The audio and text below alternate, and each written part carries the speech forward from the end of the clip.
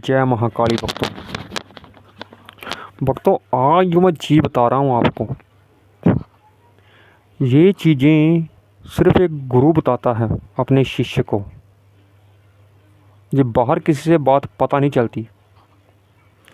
मैंने YouTube में भी सर्च किया और कोई है ये बताने वाला कि मंत्र सिद्ध होने के बाद कैसे पता चलता है,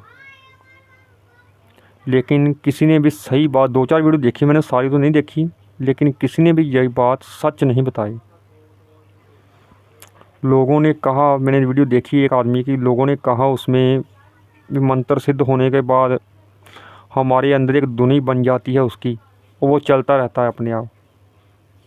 लेकिन भक्तों, जब आप इतनी माला किस मंत्र की करेंगे, किसी चीज़ के कोई चालीसा के इतने पाठ करेंगे, वो वैसे ही अपने अंदर रट जाता है हमारे अंदर, वो तो वैसे ही चलता रहता है। ये मंत्र सिद्ध होने के लक्षण थोड़ी होते हैं भक्तों। मंत्र सिद्ध कैसे पता चलता है हुआ है, ये मैं गुरु आज्ञा से आपके लिए वीडियो बना रहा हूँ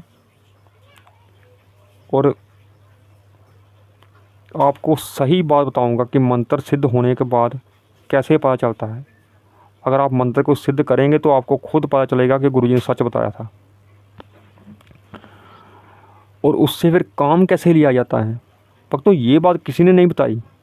मैंने यूट्यूब में सर्च किया, 3-4 वीडियो देखी मैंने, ये बात किसी ने नहीं बताई कि मंत्र सिद्ध होने के बाद उससे काम कैसे लिया जाता है। मैं आपको ये भी बताऊंगा फिर, क्योंकि आपको सिद्ध करने का कोई चीज़ फ़ायदा तो तभी है ना जब आप उससे काम ले सकें।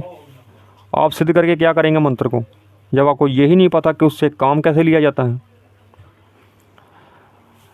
भक्तों ये चीज़ें बताऊँ मैं आपको, इससे पहले आप चैनल को प्लीज़ सब्सक्राइब और लाइक कर दीजिए। जिन्होंने सब्सक्राइब किया हुआ है वो लाइक कर दें और कमेंट में जय महाकाली जरूर लिखें। भक्तों मंत्र सिद्ध होने की सबसे पक्की निशानी जो है, वो मंत्र आपके आज्ञा चक्र पर दिखाई देता है, आपके तीसरे नेत्र में। जब भी आप ध्यान में बैठते हैं, वो आपके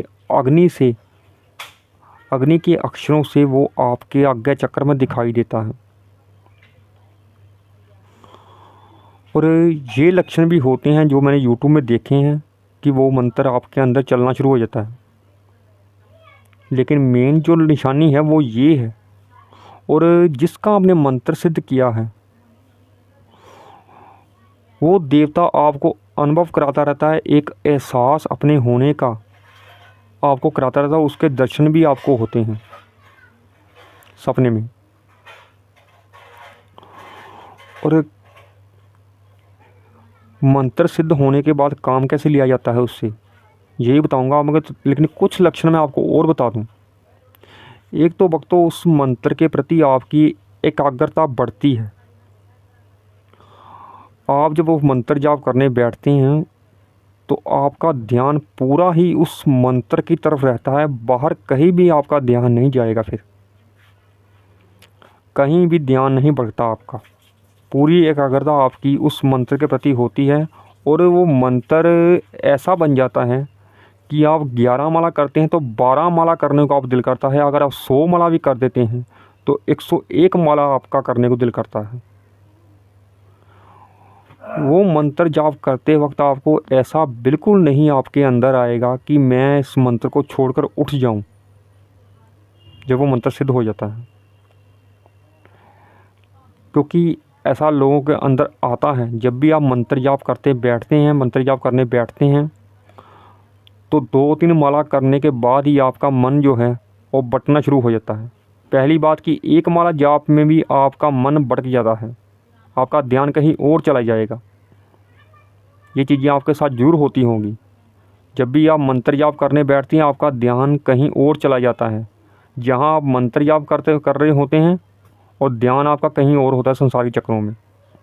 लेकिन जब आपका मंत्र सिद्ध हो जाएगा तब आपके साथ ऐसा नहीं होगा। ये भी लक्षण होते हैं। और जो मंत्र कहते हैं कि अंदर चलता रहता है अपने, वो भी बात सत्य है, वैसे तो ऐसा भी होता है। और भक्तों जब आपके साथ सपने में ये चीज़ें होती, दर्शन देता है वो देता, और ऐसा होता है कि सपने में भी आप वो मंत्र बोलते हैं, आपके साथ ऐसा कुछ होता है तो आप उस मंत्र का जाप करने लगते हैं।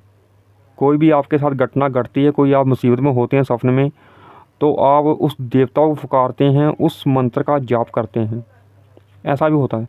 जो मेन निशानी मैंने बताई है ना कि आज्ञा चक्र पर दिखाई देता है, वो ये मेन निशानी है। और उस देवता के प्रति आपका जो प्यार है वो बढ़ता रहता है, कम नहीं होता।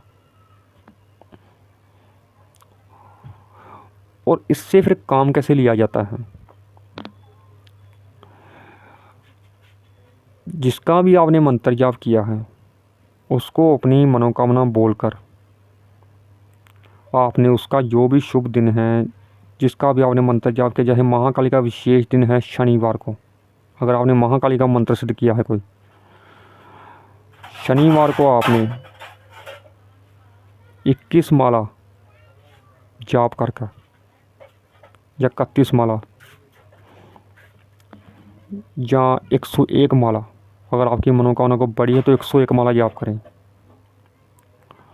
और जो भी भोग लगाते हैं आप, और फिर आपने तो ये मंत्र सिद्ध आप अलग अलग करने की बात है, किसका आपने मंत्र सिद्ध किया हूँ, मैं कैसे बताऊँ आपको कि आप किसका मंत्र जाप कर रहे हैं। मुझे कमेंट जरूर कर देना भी आपने इस मंत्र को सिद्ध किया है, फिर आपको बताऊँगा मैं उसका भोग क्या है। तो भोग आपने जरूर दे के आना है मंदिर में, ये बात याद रखें खास करके। और जिसका आपने मंत्र सिद्ध किया है उसी का ही वो मंदिर होना चाहिए।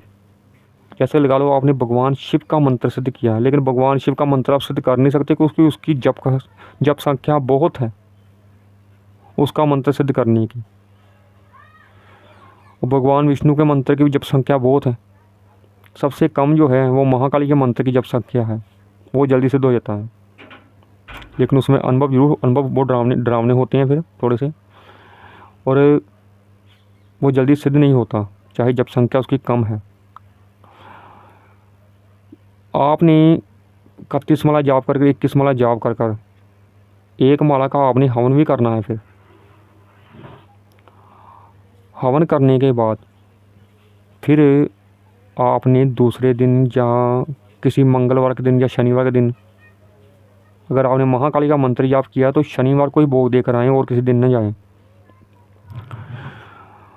आपने भोग मंदिर में जरूर दे के जाना है, और वहाँ आपने मनोकामना बोलकर अपनी पहले भी बोलनी है जब आपने घर में मंत्र जाप करेंगे, और वहाँ भी आपने बोल कर आनी है।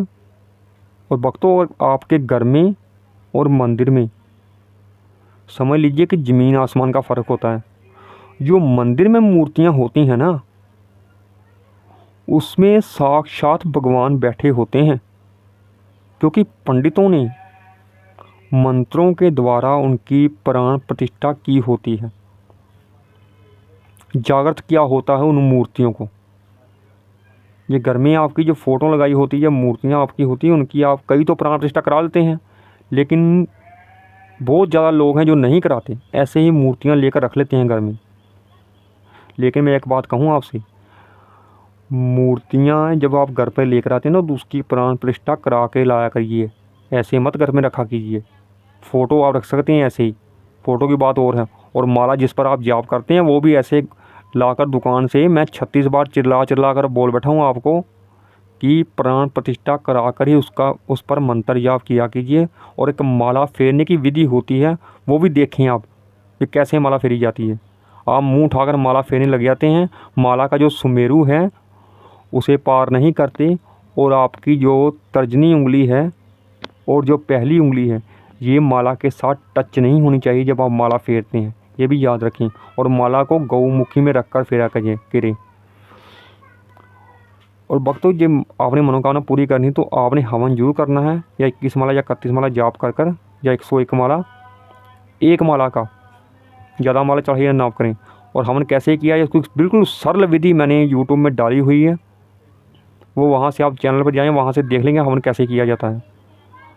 क्योंकि लोग देखते हैं कि हवन बहुत मुश्किल से होता है, हम नहीं कर सकते, और सरल विधि में बताइए हवन करने की।